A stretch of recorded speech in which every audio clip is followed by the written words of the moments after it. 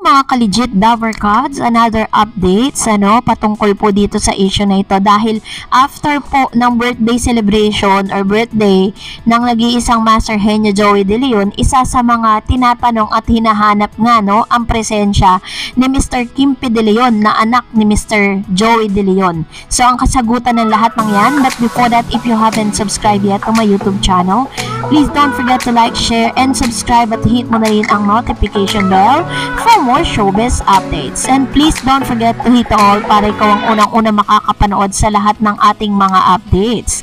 Bago nga tayo of course magpatuloy sa ating updates ngayong araw ng linggo, nais ko po muna magpasalamat of course sa lahat ng mga legit viewers, subscribers, and legit Dover Cards natin na lagi nag-aabang at nag-aandabay sa lahat ng ating mga updates. Thank you so much sa inyo pong pagtitiwala at pagmamahal dito po sa ating pong channel. And of course, thank you so much for always watching and supporting TVJ. And now, bago tayo magpatuloy, ay nais po muna nating i-shout out si Mr. Malyari Macarinas. Sabi niya pa shout out daw at thank you, asahan ko yan, mabasa mo ulit ang comment ko. Thanks.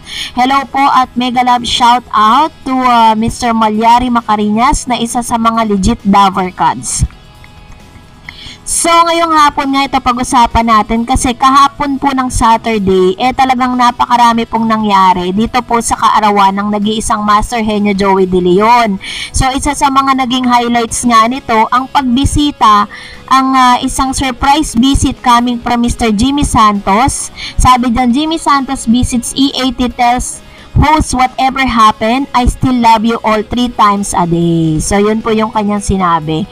E80 host turned emotional after Jimmy Santos made surprise visit to the noontime show and reunited with the former Eat Bulaga mainstay. Santos, also a former Eat Bulaga mainstay, was initially introduced as the driver of Papa Ethan, one of the character of the show's skit portrayed by Wally Bayola, who would be bringing a cake for Joey De Leon's birthday. At wala po talagang naka-anticipate na somebody is going to be there, na isang legit Dover Cards nga ang nagpakita at nagpaluha sa lahat ng mga nanonood ng live sa kaarawan nga ni Master Henyo De Leon, Vic Soto, Tito Soto, Bayola, Paulo Ballesteros, Alan K, Miles Ocampo, Atasha Mulak, Raisa May Dizon, Karen Aistrup were then surprised when Santos made his entrance and joined the host on the stage.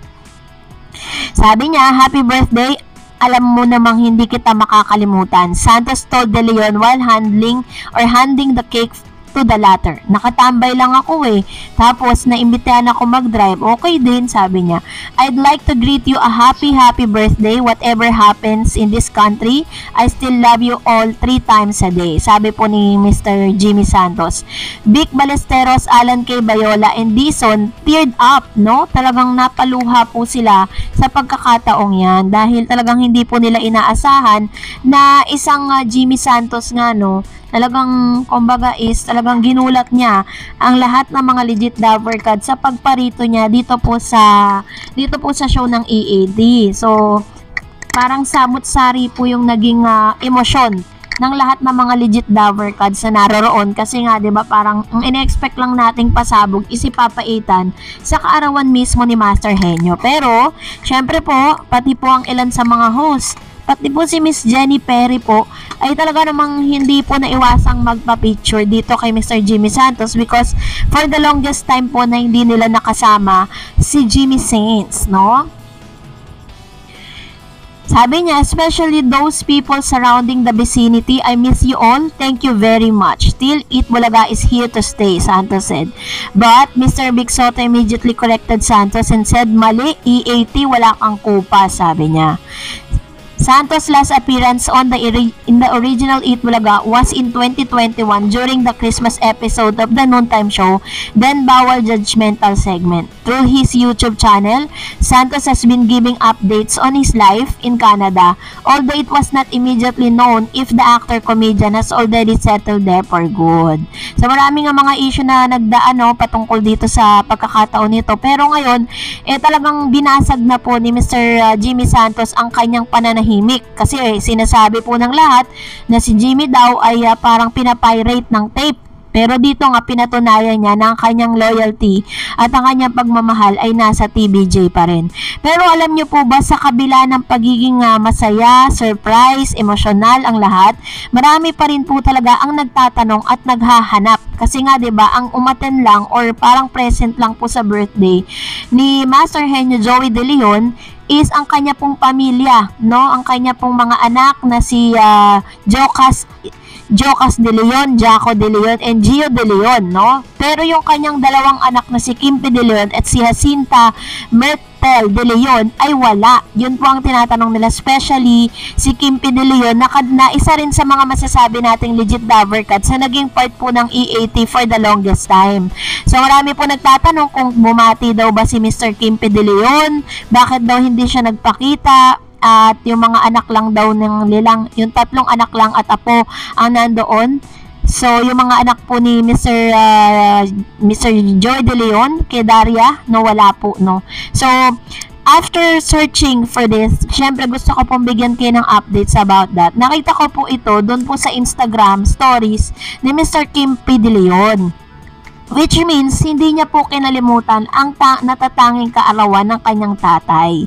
Siguro po may mga personal po siyang dahilan kung bakit hindi po siya wala po siya doon po sa mismong araw ng kaarawan or dito po sa celebration dito sa E80.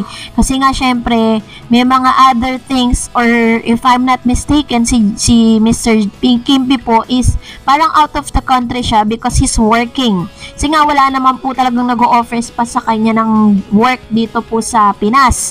Kasi wala rin naman pong prangkisang ABS-CBN na huli natin siyang nakita nakasama sa isang teleserye doon. So, wag na natin masyadong intrigahin yan dahil alam naman natin na maayos ang relationship ni Master Henyo Joey De Leon kay Kimpi, dahil last year nung nag-birthday ito ay binati pa ni Master Henyo ito sa kanyang official Instagram account. So, Dana po, okay na po tayo doon, ano? So, bago tayo magtapos, narito naman ang ilan sa mga komento po ninyo or inyo pong mga reaction patungkol sa last update natin. Unahin natin ang komento mula kay Rebin Hatol. Sabi niya, ABS-CBN Soy Fox, Tape Incorporated Staff and Management, one good turn deserve another. Ayun. So, nakita naman natin ang resulta kahapon, ano. Talagang nangunguna pa rin at wala pa rin kupas ang E80 kahit ano pang noon time show ang kanilang ipalit. Sabi naman niya ni Martina Cuenca, thank you all TBJ defenders. And Mr. Angelo Acosta 833-8435 also said, good PM, galing talaga ng E80 TBJ and legit Davercats. Ayun, legit na legit, talagang sobrang magaling talaga at wala talagang kupas. Kaya naman salamat po sa inyong mga komento. Please mag-comment lang kayo sa comment section natin na related sa ating latest updates. And kung di ka pa nakapag-like, share, subscribe, don't forget to like and subscribe for more updates.